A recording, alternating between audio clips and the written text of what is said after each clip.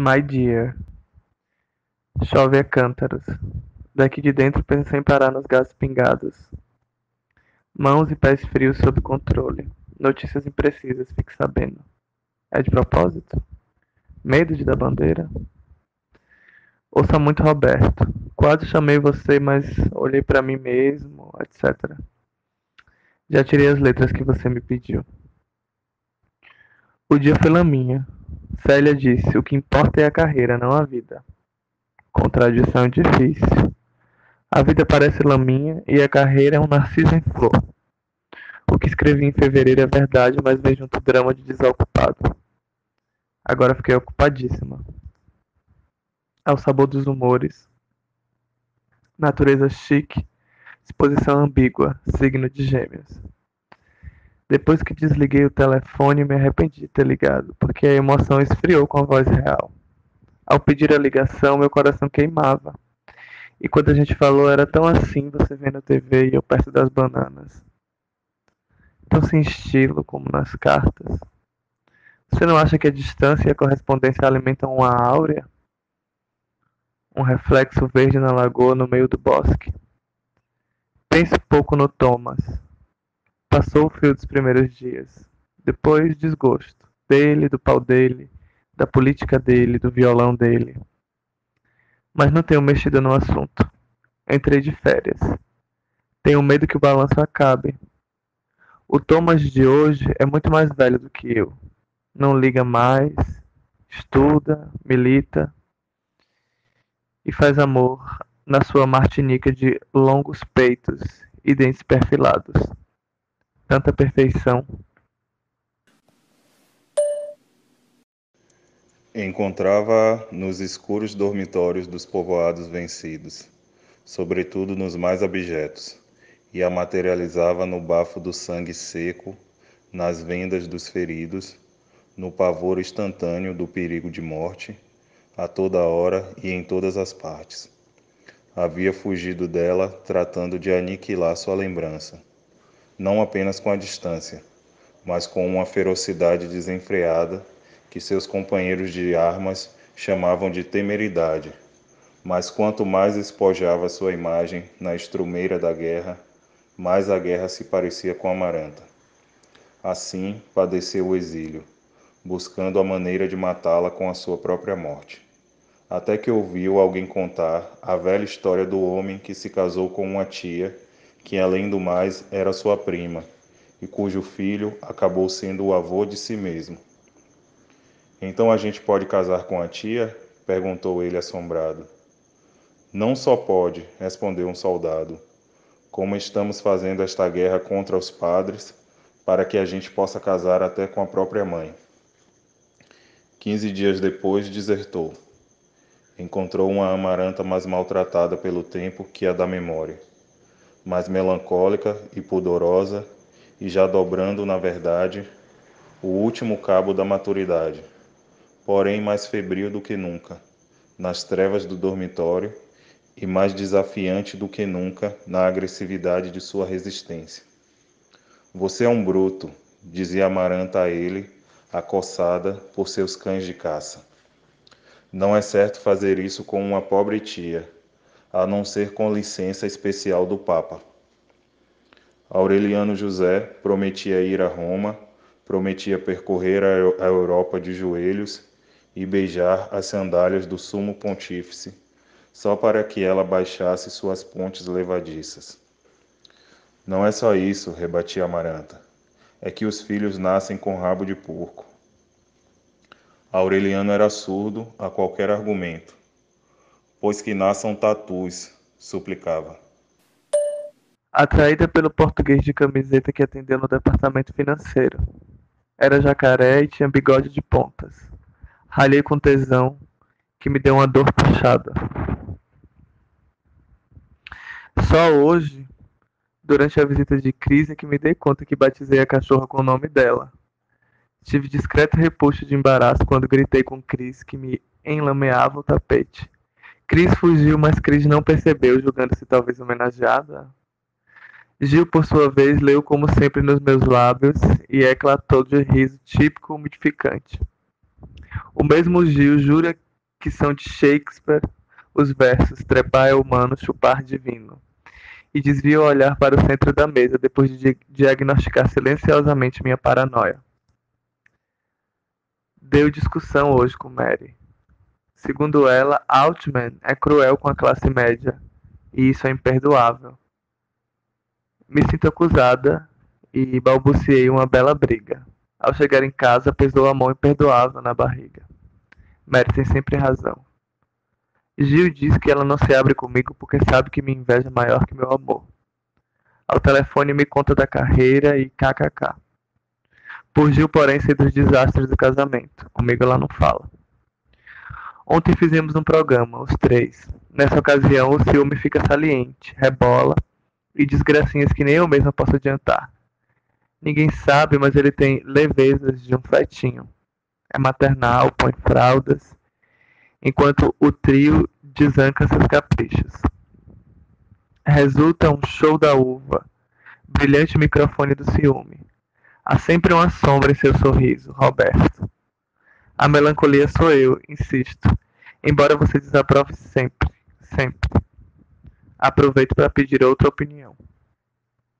Gil diz que sou uma leoa marinha e eu exijo segredo absoluto, está ficando convencido. Historinhas ruminadas na calçada são afago para o coração. Quem é que pode saber? Eu sim sei fazer calçado o dia todo e bem. Do contrário, não fui totalmente sincera. Recebi outro cartão postal de Londres, agora dizia apenas What are men for? Sem data. Não consigo dizer não. Você consegue? E a somatização melhorou? Insisto no sumário que você abandonou ao Deus dará. 1. Bondade que humilha. 2. Necessidade versus prazer. 3. Filhinho. 4. Prioridade. 5. What are men for? Não encontraram nenhum ferimento em seu corpo, nem conseguiram localizar a arma. Também não foi possível tirar do cadáver o penetrante cheiro de pólvora. Primeiro lavaram o corpo 3 vezes com sabão e bucha, e depois o esfregaram com sal e vinagre, e em seguida com cinza e limão. E por último o meteram num tonel de barrela e o deixaram repousar por 6 horas. Tanto o esfregaram que os arabescos da tatuagem começaram a desbotar. Quando inventaram o recurso desesperado de temperá-lo com pimentas e cominho e folhas de louro e fervê-lo um dia inteiro em fogo brando. Já havia começado a se decompor e precisaram enterrá-lo às pressas.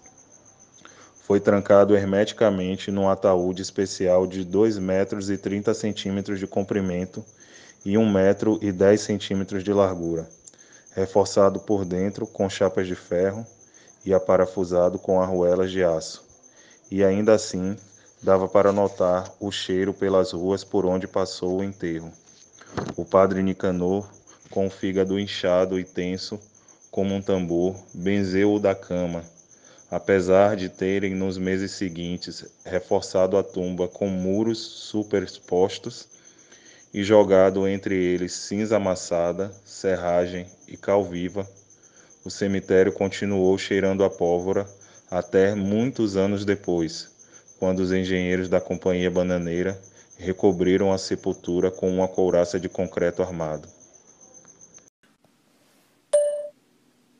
Todas as tardes era visto ao regressar a cavalo, com seus cães ferozes e sua carabina de 2 canos, e uma fieira de coelhos pendurados na sela da montaria.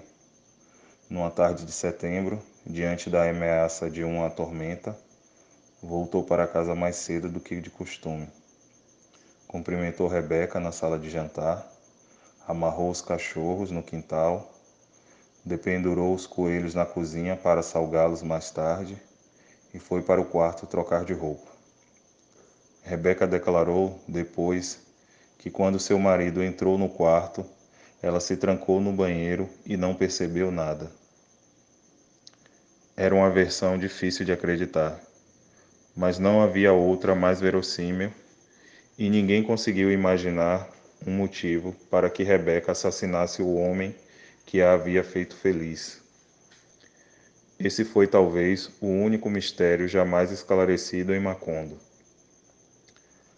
Assim que José Arcádio fechou a porta do quarto, o estampido de um tiro de pistola retumbou pela casa. Um fio de sangue escorreu por debaixo da porta, atravessou a sala, saiu à rua, continuou seu curso direto pelas calçadas desiguais, desceu escadarias e subiu parapeitos. Passou ao largo da Rua dos Turcos, dobrou uma esquina à direita e outra à esquerda. Girou em ângulo reto na frente da casa dos Buendia. Passou por debaixo da porta fechada, atravessou a sala de visitas grudado no rodapé das paredes para não manchar as tapeçarias. Continuou pela outra sala, driblou numa ampla curva a mesa de jantar, avançou pela varanda das begônias e passou sem ser visto por baixo da cadeira de Amaranta, que dava uma aula de aritmética para Aureliano José, e se meteu pela despensa e apareceu na cozinha, onde Úrsula se preparava para quebrar 36 ovos para o pão. Ave Maria Puríssima! Gritou Úrsula.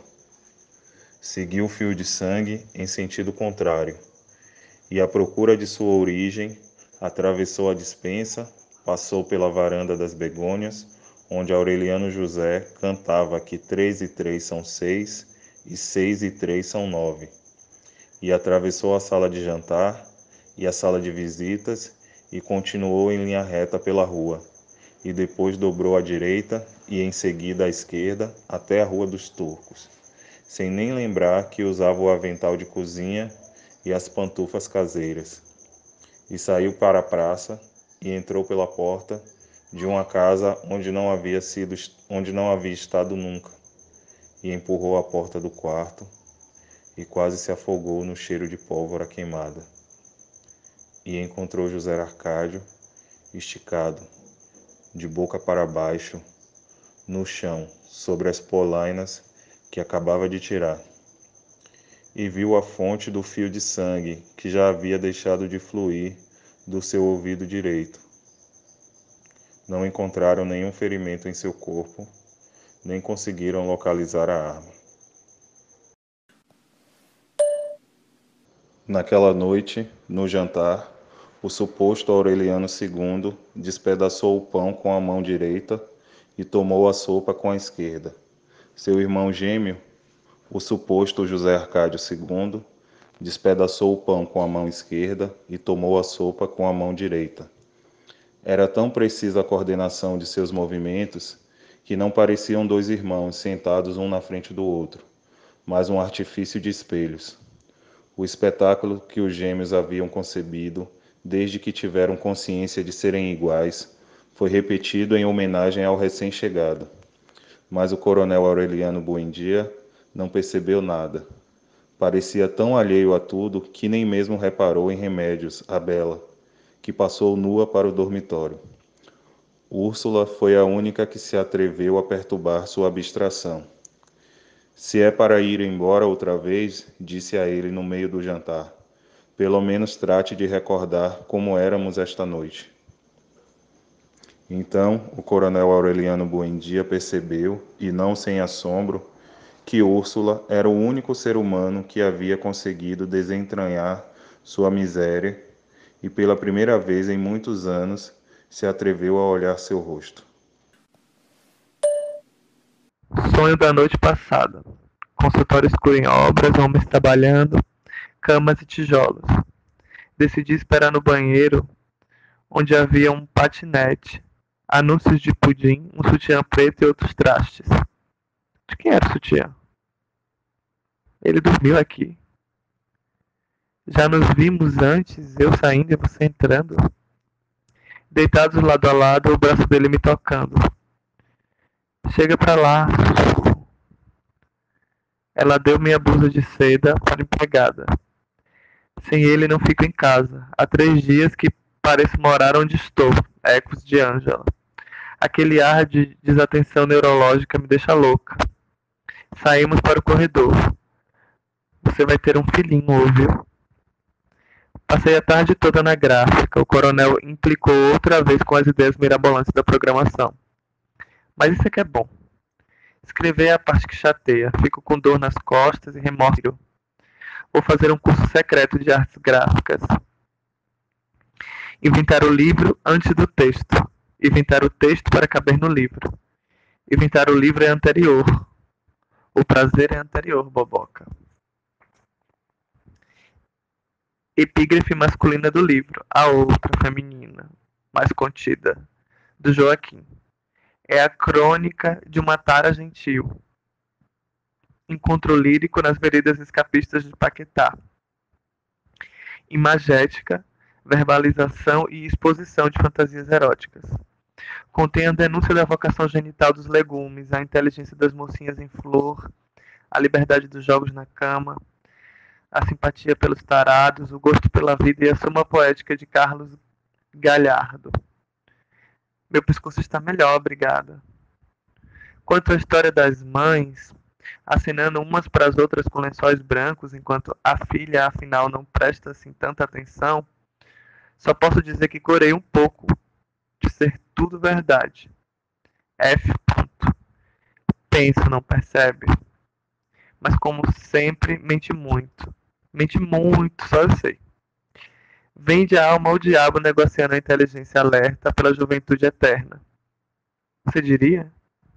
No pacto é pura Rita Hayworth, com N. na cenografia. Encaixilhando espelhos. Brincam de casinha na hora vaga.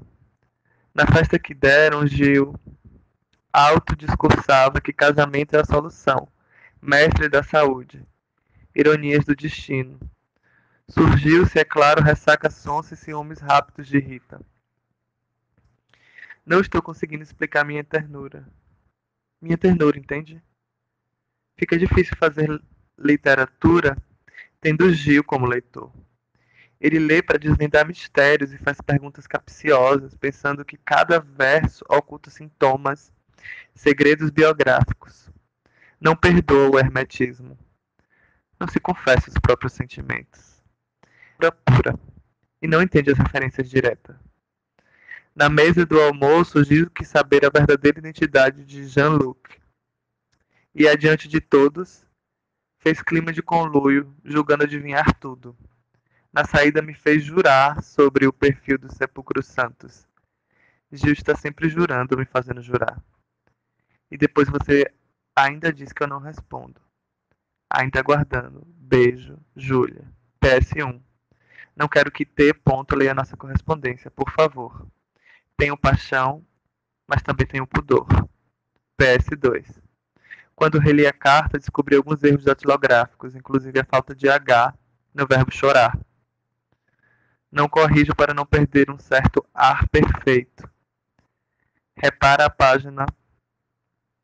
paginação Gelomatic, agora que sou artista plástica.